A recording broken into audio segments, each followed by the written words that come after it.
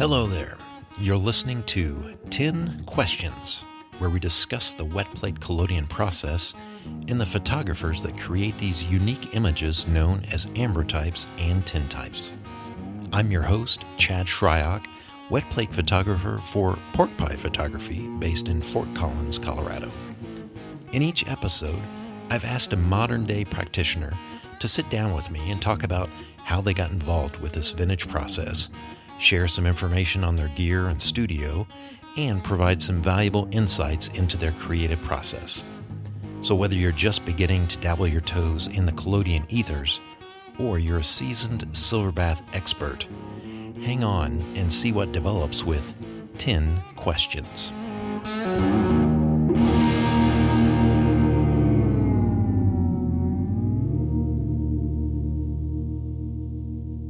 In this episode, we're going to see how a love of Star Wars and the making of a yearly pilgrimage to the Hoosier State sparked an interest in vintage photography that turned into a passion for creating portraits using the wet plate collodion process. I've asked a photographer to speak who I know very well. Said perfectly by Obi-Wan Kenobi, well, of course I know him. He's me. Based in Timnath, Colorado, I'd like to welcome myself, Chad Shryock, to 10 Questions. I know what you're thinking. Where are the real photographers for this podcast? If you've ever created a podcast, you know the most critical thing to keep an audience engaged is regular release frequency. This is the first podcast I've been involved with, and while I've tried to create a backlog of guests to meet those requirements of regular weekly releases, I've had a couple scheduling issues recently and took some time off for a trip back to Indiana, which made it tough to carry out the interviews needed. So instead of putting everyone on hold, I thought I would try to captain the ship this week as we head into the end of the first season break. I also wanted to share questions that sometimes get asked of me when conducting guest interviews. I usually try to cut these side conversations out completely, or at least minimize them in the finished episodes. I figure that most listeners of 10 Questions are here to learn more about my guests, and not necessarily me. But this week, you get to hear the whole story about me getting into collodion and why I decided to start this podcast. I've also asked my wife, Richelle, to sit in as the interviewer, so the awkwardness of asking myself questions is removed. Richelle is about as familiar with the collodion process as one can be without actually performing any of the mechanics of shooting a plate. So staying with the same types of questions my guests get to answer, let's do this. So, Chad, what event stirred your interest in wet plate photography? So my formal education is in electrical engineering, and I've focused my career primarily in the field of electrical power generation and the control of equipment in different types of power plants. I got into engineering because I was born a tinkerer. I was always curious to know how things worked as a child. I was happy tearing apart my first toys and then anything else that was broke around the house, and also learning about computers in the golden age of the late 80s. My attitude is that knowledge is best gained by doing. Now, my interest in wet plate started with frequent trips that we would make back to Indiana and looking through the many books that my father had that detailed the Civil War. My father really got into studying the war in great detail and had amassed a pretty substantial library of sources. I was most interested in the photos. How did they take these images on the battlefield? And what were some of the processes that they used? I had also had a love of photography from my early days of working on the high school newspaper. No, I wasn't a photographer. I was the computer geek that sat in the other room next to the dark room using the first versions of Aldus PageMaker on some of the original Apple Macintosh computers. I had a good friend that worked in the darkroom, and since this was back in the late 80s to early 90s, they were still shooting on film, black and white to be specific. My friend would sometimes show me what was going on back in the darkroom, and I was really amazed with the chemical processes of how they would take these rolls of film out of their cameras, run them through different rinses and put them in these canisters mixed up with some chemicals, and eventually they would get film that would come out. And then they would run the film through an enlarger, create these images, and then we would scan those and use them in our newspaper. But when I was first thinking about getting into this style of photography, I really thought I wanted to shoot daguerreotypes. One of the problems that I have is if there is a hard way to do something, I usually start there. I spent some time thinking about the process and getting plates to shoot on, and I decided that the costs weren't worth the effort to do a test drive, knowing that I might not be able to figure it out on my own. With DAGs, you've got to have really thin copper plates that are coated with silver. And at one time, I was actually trying to figure out, well, maybe if I just buy my own sheets of copper, I can plate them with silver myself, polish them, and start from there. But honestly, as I started looking into that, I thought there's no way that I want to spend that much time to try and do it. Wet plate, from a cost perspective, was a much better fit. You can shoot with almost any type of camera, and the materials needed from a chemistry standpoint weren't a huge barrier to entry. So tell me, what was your experience in learning the process? Well, I spent months reading about the process. I watched a lot of YouTube videos. I looked through multiple sources of period works like The Silver Sunbeam. I also ordered the Christopher James book, The Book of Alternative Photographic Processes. I had thought about trying to take a workshop early on, but I really couldn't justify the cost to do so, even with a well-seasoned practitioner like Quinn Jacobson, somewhat local here in Colorado. So I just dived in and started collecting everything that I needed, and then on March 6, 2016, I took my first plate. And so, how did that first plate go? Well, shooting my first plate that very first time was really the first time that I had ever seen the process performed live in front of me, and it was me that was the one that was doing it. If that hadn't went well, I figure that I probably would have kept going and trying to come up with something to fix any issues that I ran into. But instead, I got an image, right? Not a good one, but I got one, and I created it myself.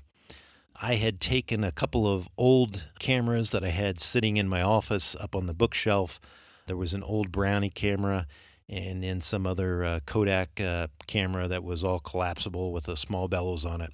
And I set them up on a sunny day on the back patio. And I had purchased an old 4x5 speed graphic camera that I used. And I just set things up. I poured the plate, shot the film, shot the plate. Really had no idea on my exposure settings at that point. It was still kind of coming into this blind. Brought it back into the basement, and I had set up kind of a temporary dark room there and poured the developer on, and hey, I had an image, but there was a big black hole in it, but there was still something there. And then when I took the plate and dropped it into the fixer, I saw those two cameras appear, and at that point, I was hooked. There's just something really magical about creating an image from scratch on some material where there was no previous image that existed. I had always had a love of chemistry. Whenever I first started into engineering school, I had originally thought about majoring in chemical engineering, but decided to switch majors just because of some circumstances at the school. But I always had a love of chemistry. I had taken all of the chemistry classes that I could when I was in high school, and I helped do some other research for some businesses that were located in our small town. And just being able to mix all of these different ingredients together and pour these liquids onto this thin metal plate, and then get an image on the other end of it was pretty amazing, and I was just excited that I was able to get something on that very first shot. Do you have a favorite subject? So most of my work is centered around portraiture. I find that I have done some landscapes, mostly cityscapes. Living here in Fort Collins, we have an old town area. I've loaded up the portable darkroom and went there a couple of times and taken some images of some of the buildings that are in that area. We have a lot of images on the buildings. I can't remember what they call them exactly. Is it ghost billboards or something like that? But it's like old Coca-Cola signs and just different advertisements that were painted on them decades ago that are starting to fade now. But I've taken a couple of shots like that. I've taken gear up into the Rocky Mountains. I've taken a few shots there. I almost lost my dark room up there. It was so windy whenever I was up there. But really, most of my work over the last few years has really been focused on portraiture. A couple of reasons. I guess for me, it's worth it just to be able to share this experience with people. I find that there are many people that are around that have never heard of this process. You tell them, hey, I shoot tintypes, and they're not even familiar with what that word actually is. They have no idea of what a tintype is, just because they're not familiar with it. And so for me to be able to bring people into my studio and actually show them the entire process, I talk about the history of the early stages of photography. I've got many vintage examples of daguerreotypes and tintypes here in the studio. I like to show people those just to know that, hey, it's not like this is a process that was just invented. It's been around for 170 years or more, and the images that were taken with it using this process are still in existence. And to me, it's amazing to think that these images have the longevity that they've proven that they have, as well as just the definition that is captured within the plates. I've been to many different types of museums and even different Civil War battlefields and things like that.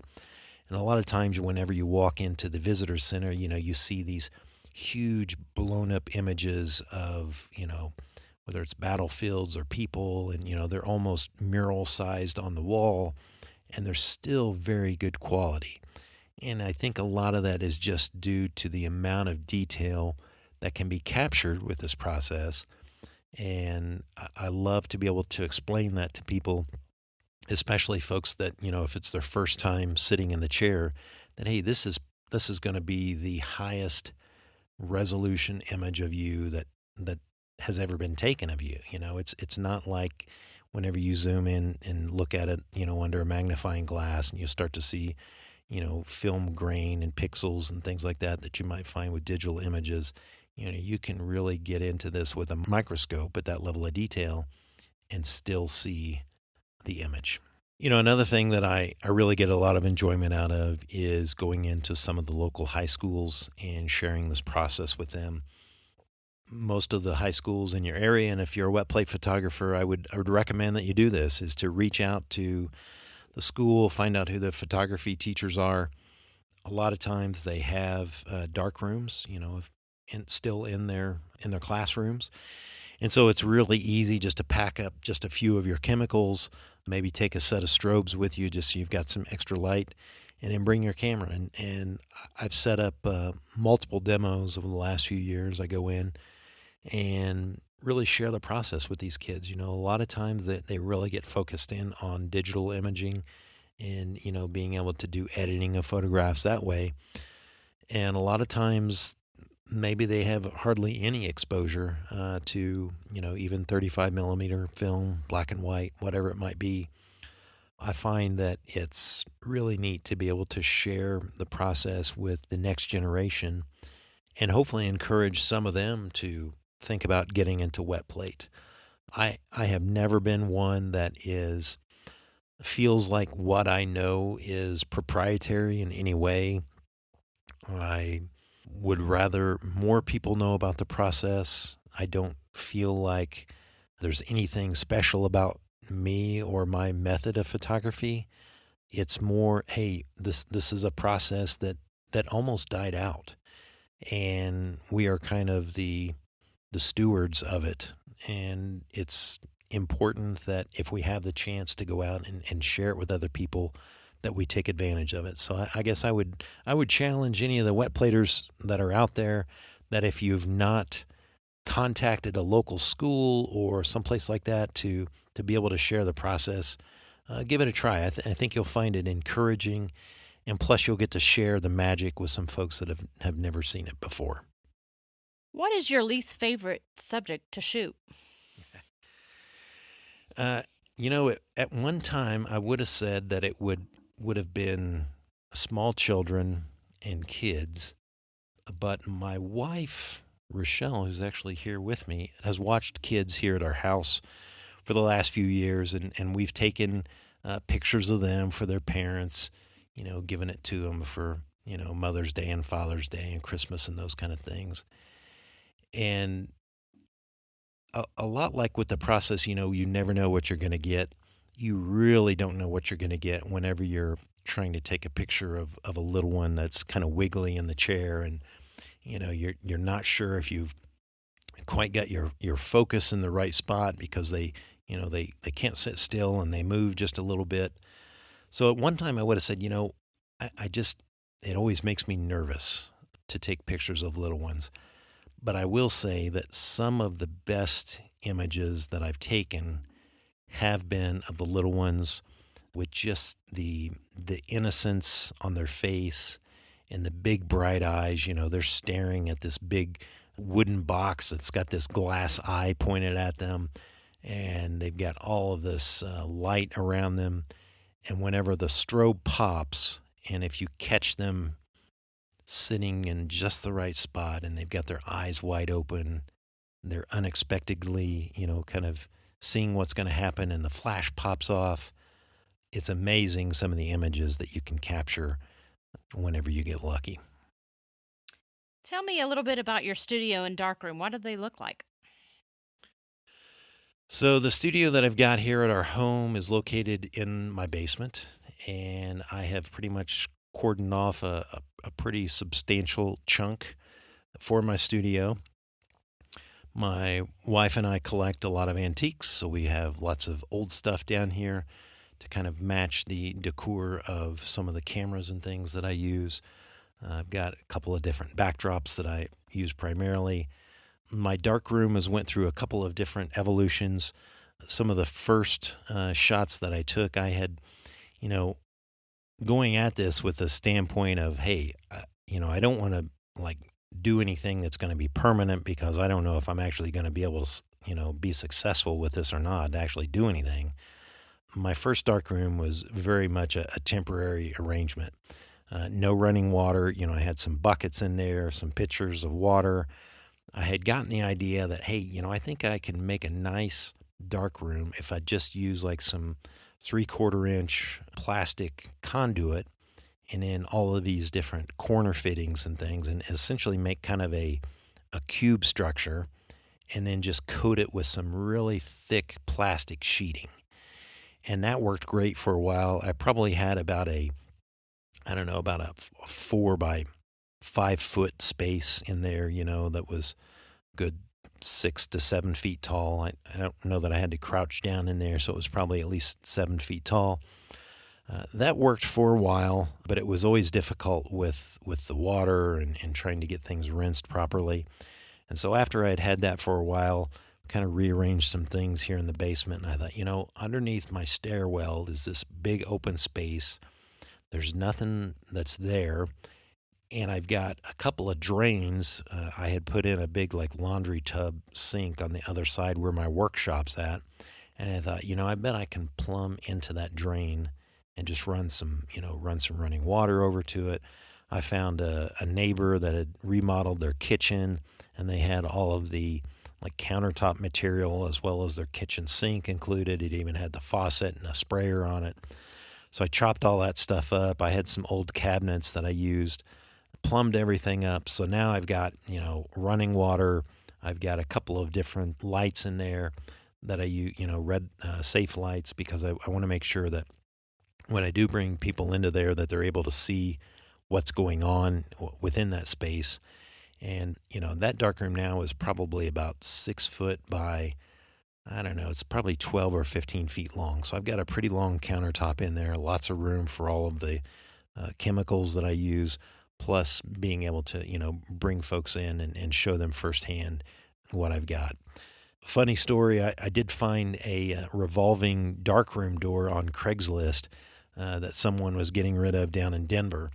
And a friend of mine went down in his truck, and we brought it back here, and it was too big to actually get down in the basement. There was no room. There was no way I was going to fit that thing down here. It's not like you could just like squeeze it and everything. I think it was too tall, wouldn't fit down the stairway. But I noticed that the entire thing, it's made out of plastic, and then it had like metal, on the flooring that you step on, and it, some metal bracing, but it was all plastic that had been riveted to all of these pieces of metal structure.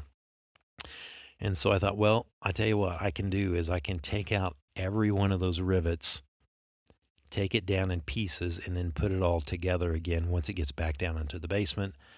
So I was able to do that. So now I've got a nice revolving door, which a lot of people, that unless they've been involved with, some type of film or, darkroom stuff way back when, they've never seen anything like that before. So I think it's always funny whenever I bring somebody to the studio and I say, okay, I'm going to step in this door and I'll spin it around and then you step in.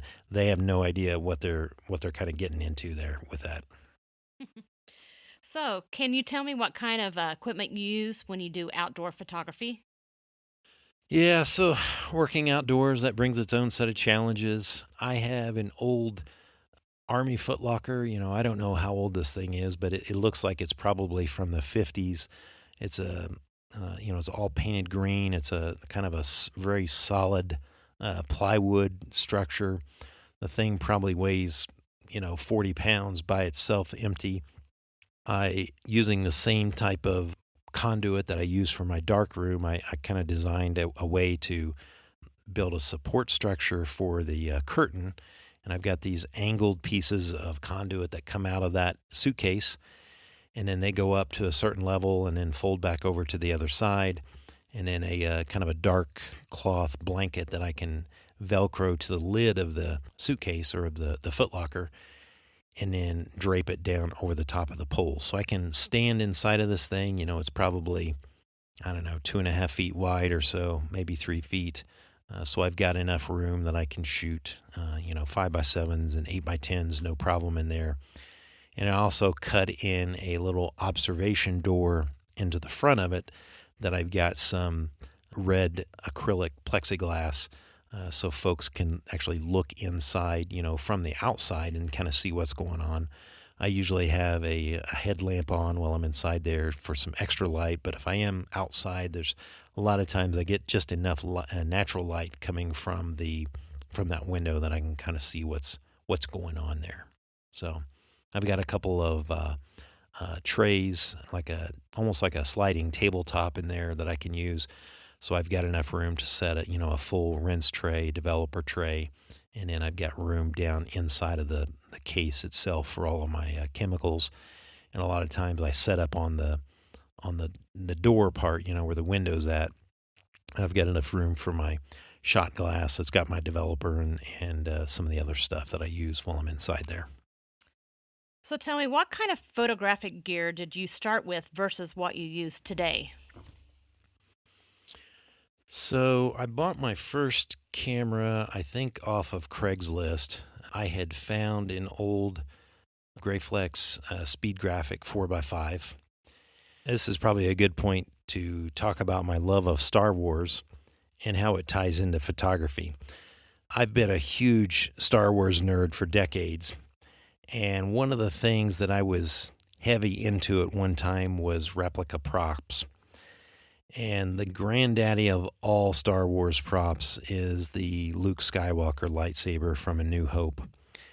And back in the late 90s, I was able to snag the elusive Graflex 3-cell flash handle that was actually used on a lot of the early press cameras. And this is the kind of the metallic cylinder that held the batteries and then had the strobe and the dish attached to the top of it. If you see any old movies that show a bunch of newspaper press photographers running around, this is the type of camera. Well, that flash handle is what they actually used in the early Star Wars movies when the props department was out looking for things to, create all of the weaponry in the universe of Star Wars. One of the things that they pulled out was the Graflex 3-cell. And so I had always known about the Graflex cameras from that as a more of a Star Wars collector at the time, kind of in the mid to late 90s. I had known that a lot of the camera folks got pretty crotchety whenever you told them that you were looking for those Graflex 3-cells, because they knew exactly what you were going to do with them. You were going to turn this into a lightsaber, and they kind of considered that blasphemy at the time, that anyone would want to take these historical photographic devices and do something with them other than capture images. So I was aware of those cameras from that experience. So whenever I went looking for my first camera, I thought, it'd be great just to get an old Graflex camera, an old speed graphic. And that way, if I wanted to create some display, I've got a couple of those handles around now. I've only converted one of them to a lightsaber, but I've got another one that's kind of on display in my office. Maybe I could use that flash at some point. So I had an old Graflex. That was my first camera. I got the film pack adapter for those, to where I could, insert 4x5 aluminum or glass plates. And so that's what I started with for a while. And about that same time, I think right after I had taken my first shot, I was digging around on some of the large format camera forums that were around kind of, in that 2015, 2016, I guess 2016 timeframe. I had found a guy that had an old Eastman 2D camera, 8x10, for sale. And, the photos online looked pretty good of it. It came with a lens. I think it maybe even came with some film holders. And I thought, you know what? I'm going to go ahead and get that thing, just in case I decide to make that jump to, 5x7 or 8x10. I had seen how you could take the old film slides and convert those into a film or a wet plate holder on a couple of the different forums that I was kind of checking out. So ended up getting that camera, and really I probably only used the Graflex for just a short time, and then I switched over to using that Eastman camera.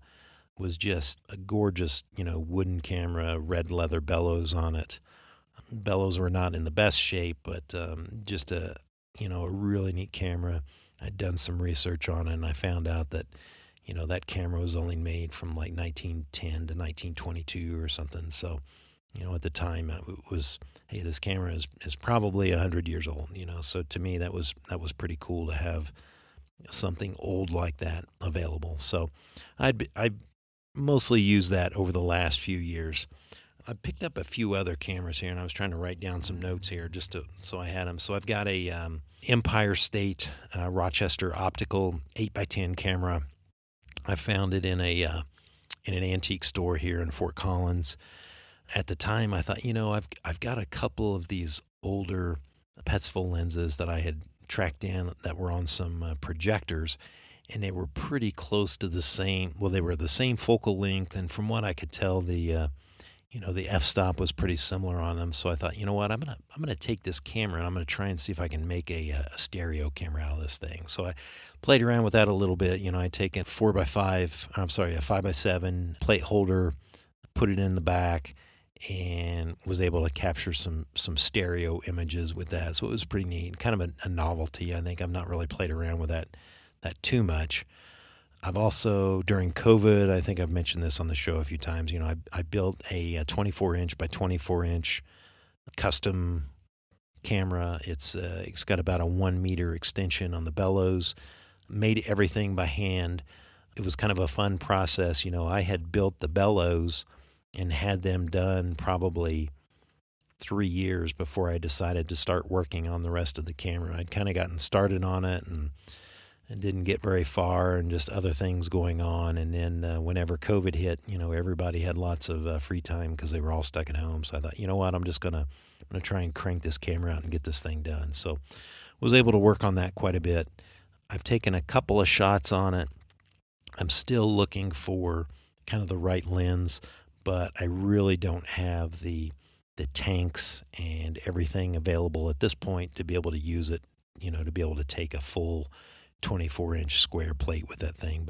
But hopefully here in the next year or so, I'll get my act together and get everything I need for that. And then here just recently, I picked up a kind of a mid 80s Cambo SCX 8x10 camera, and I've only taken a couple of shots on it so far.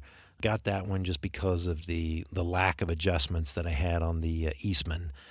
For kind of standard portraiture, it wasn't too bad, but I was really looking for something that had more in the way of swing and tilt adjustments on the front standard lens. So I've got that now, so hopefully I can play around with that a little bit more. Are there any upgrades to your gear that you have in mind? Probably not after getting that Cambo. I think I'm set for a while. I probably I didn't need to get that one, but I think it's just going to give me a lot more flexibility with being able to shift that focal plane around on my sitters. It's a heavy camera. I'm probably going to have to invest in a little bit bigger tripod for the thing, but that's probably the only thing that I've got now is just to find maybe that big lens for the 24-inch camera and maybe a different tripod. What's the oldest piece of equipment in use? I would say that it's probably the Eastman. One thing that I have not been super successful with is finding those great deals on the old Dahlmeyers and Voigtlander lenses, from the 1860s and 1870s. I've never seen those in the wild. I mean, I know there's folks that are selling those online. To me, it seems like this is not the time to invest in lenses just because the market seems kind of hot right now. Probably whenever I first started, if I would have tried to find one at that point, I may have been able to get a little better deal. But at this point, it's a little bit pricey to go after those old lenses. The lens that I shoot with now is a Soviet Industar 37, so it's a 300 millimeter 4.5 f-stop, and I use that on almost all of my portraiture that I take here. If you had the chance to photograph anyone alive today, who would it be? Man, this is a tough question. I know I ask this of everyone, and a lot of folks get caught off guard, and it's crazy, but I think I've kind of caught myself off guard with this. I guess I'd go back to some of the early roots, and I'm going to change the question and say if they were dead or alive. Just from the standpoint of it's that early Civil War type photography that got me into this.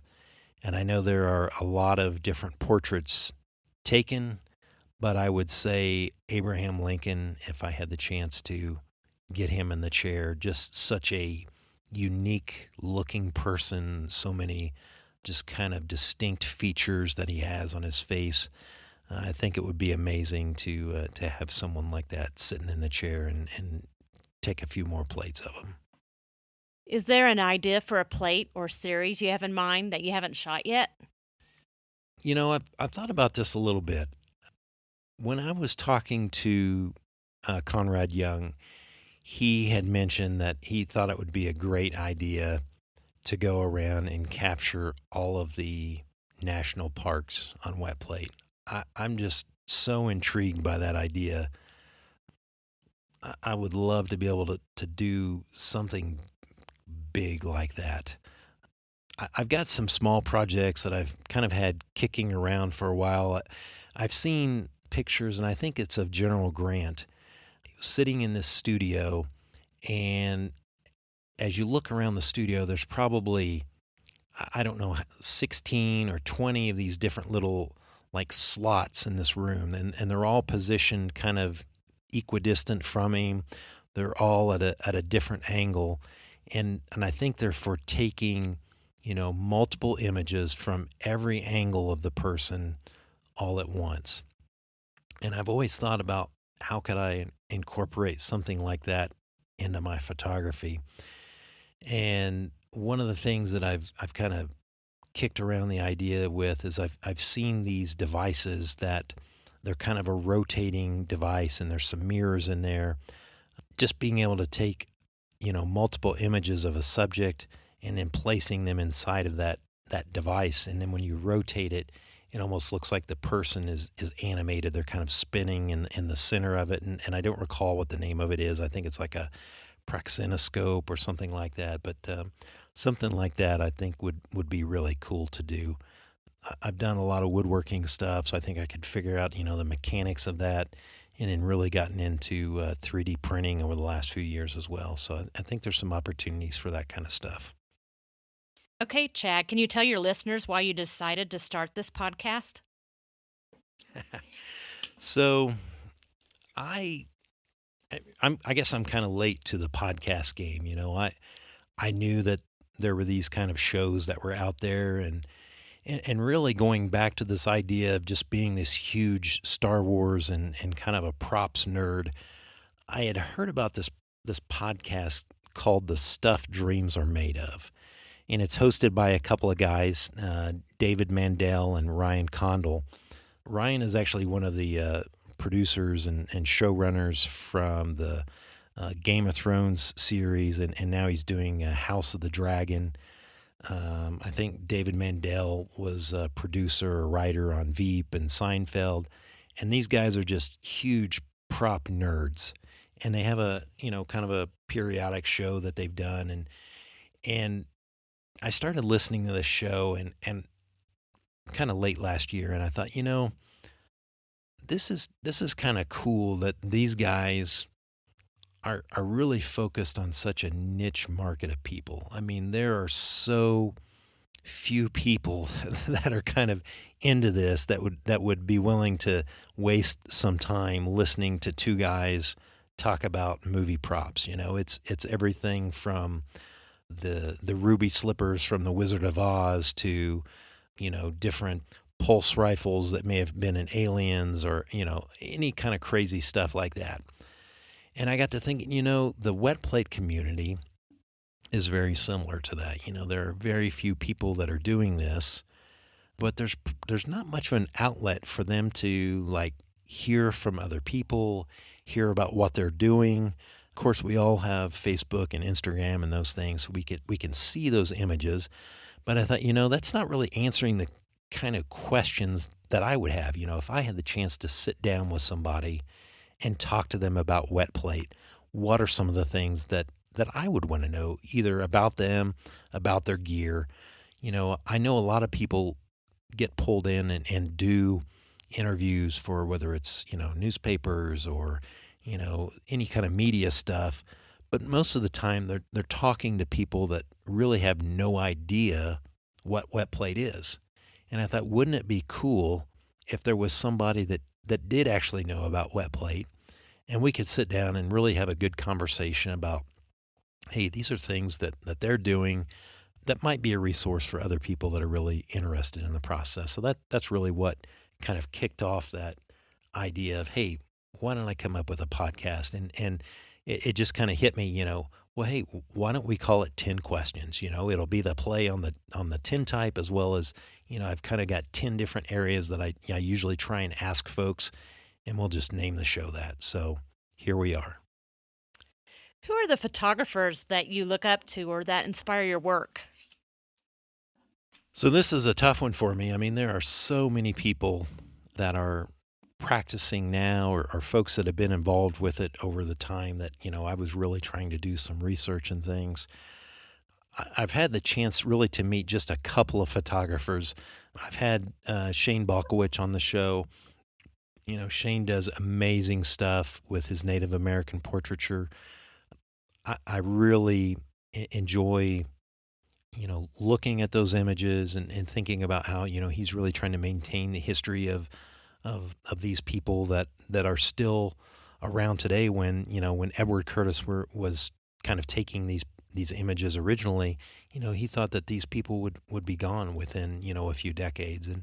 And Shane's kind of taken up that mantle.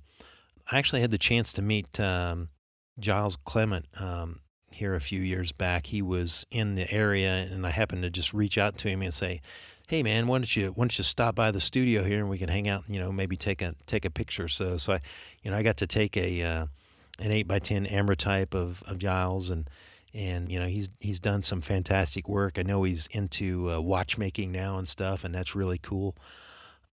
if I go back and look at some of the historical photographers, of course, we've got the Matthew Brady's and Alexander Gardner and Timothy O'Sullivan, those folks that were really prominent during the Civil War, and those images that those folks have created are really the ones that really pulled me into the process, that really kind of stirred that interest initially, just to even investigate the process and what it was about. Some of the folks that are doing some amazing things today, and I'm by no means, I'm leaving out dozens of people here that I kind of follow their work and kind of check out. But Alex Timmermans there in Europe is doing some just really creative stuff.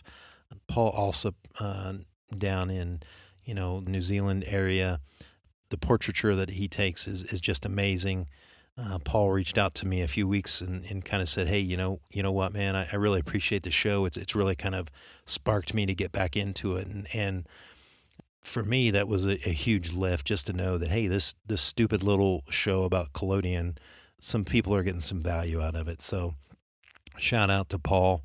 And then there's some new folks, that I've just really come across over the last few years.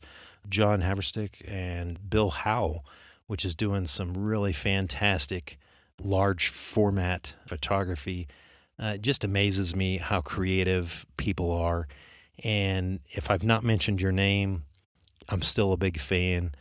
I probably have a list of 40 or 50 different photographers that I hope to be able to talk to, over the coming months, and hopefully learn more about you and what you're doing. What advice do you have for newcomers to the craft or even seasoned photographers? So my advice would be, if you're having problems, do the research and ask. There are tons of, different communities out there. Find the one that's a good fit for you. There are tons of people out there that are willing to help.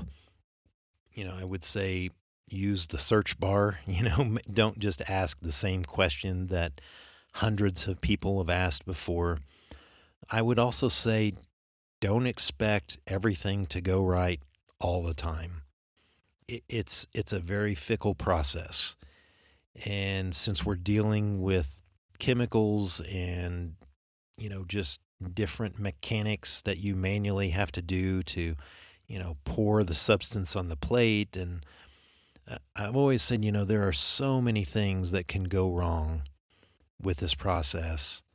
Just keep at it, narrow it down. If you've got a problem with your chemistry, maybe remix everything. It's not that big a deal to go through and redo stuff. You're just going to save time. If you've got like weird artifacts and things, clean your plate holders. Make sure that things are properly sealed, whether it's your bellows or your plate holders, make sure you don't have any light leaks on anything. Just staying on top of all of your chemical maintenance is a huge thing. As far as keeping your silver baths clean, stay on top of your filtering. Make sure you're taking your bath out and sunning it every once in a while. Replenish the silver. One of the biggest things that I've found is I almost always try to use fresh developer. I don't if I let it sit for too long, it really slows it down. I get some just really bad images out of that. I found that it was just easier just to mix up a new batch before every shoot and go from there. Just, I guess the best piece of advice, and I think I've had a few people on the show say this, is just get out and shoot. Make mistakes. Don't expect to be an expert in it overnight. Just keep at it, and that's what I've tried to do. I wouldn't say that I've shot a lot of plates. In fact, I think I just shot my 500th plate here recently. But I think that's, for me, I think that's a good number. That I'm shooting multiple plates, at least a few times a month. And I'm still having folks that are coming in and sitting for me, and I'm getting to share the process. And that's satisfying the need that I've got here with this process is really just sharing the process with folks that have never seen it before, and let them kind of step into that magic that's wet plate collodion. Chad, what is the best way for people who want to see your work or get a photo taken to reach you? So the best way to reach me is probably through Instagram, Pork Pie Photography. That is the name of my studio. I've had some folks, when they come in here and they're like, well, what's a pork pie? And, how did you come up with that name? I had really gotten into watching Breaking Bad, and if you've seen that show, you know that the chemistry teacher that's in there, whenever he puts on his pork pie hat, he becomes the elusive Heisenberg and becomes a different person. And that's kind of what I try to force myself into whenever I'm in the studio here, is I try to become somebody that is a photographer. That's not who I am on a day-to-day basis, but I can put on the hat and I can think, okay, now I'm the photographer, and I get the chance to share this process with my sitters. I also named the business Pork Pie Photography, because one of the phrases from Breaking Bad that Walt used to say is that respect the chemistry. And this is a very chemical process. And if you don't respect it, you're not going to be successful. You're going to have problems. So word of advice is to always respect the chemistry. So that's my Instagram. I've got also Facebook with Pork Pie Photography. You can look me up on my website at porkpiephotography.com. And I think that's about it. So I appreciate everyone. If you've made it this far, I appreciate you hanging out and listening to me kind of ramble on. It's a little bit different. I'm still on the same side of the mic, but it's kind of different talking about yourself like this. So I do appreciate all of the folks that have sat for me over the last few months. And again, we're going to take just a little bit of a break here over the next few weeks or so while I kind of regroup, reach out to some more folks and get some more interviews scheduled. But we'll be back. Check out the Instagram site for 10 questions. That is at 10 questions. And hopefully we will have maybe some shorter features there over the coming weeks. I'd like to do some surveys and have some folks send in some of their, maybe the first plate that they've made or what they're working on now. So give us a follow there and check it out. And thanks for listening. I hope you've enjoyed this week's episode and maybe even picked up some insights that will help you along in your own wet plate journey. I'd love to hear from you on who you'd like to have on in a future episode. So send me a message and follow our Instagram account at 10 questions with any feedback. Don't forget to hit that subscribe button on your favorite podcast provider. Thanks for listening to me, Chad Shryock, and my expert guests, and I look forward to you joining me again in the coming weeks for a new episode of 10 Questions.